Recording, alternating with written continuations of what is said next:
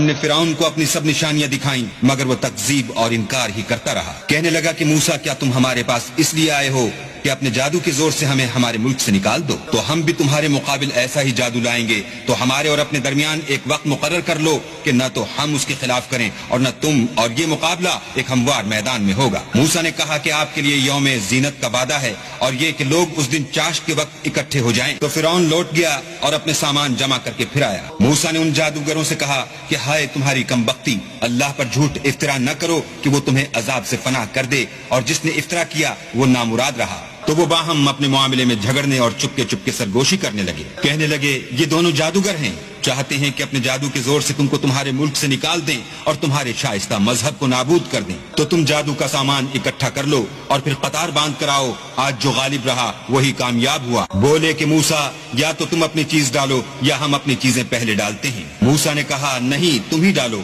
جب انہوں نے چیزیں ڈالی تو ناگہاں ان کی رسیاں اور لاٹھیاں موسیٰ کے خیال میں ایسے آنے لگیں کہ وہ میدان میں ادھر ادھر دوڑ رہی ہیں۔ اس وقت موسیٰ نے اپنے دل میں خوف معلوم کیا۔ ہم نے کہا خوف نہ کرو، بلا شبہ تم ہی غالب ہو، اور جو چیز لاٹھی یعنی تمہارے داہنے ہاتھ میں ہے اسے ڈال دو کہ جو کچھ انہوں نے بنایا ہے اس کو نگل جائے گی۔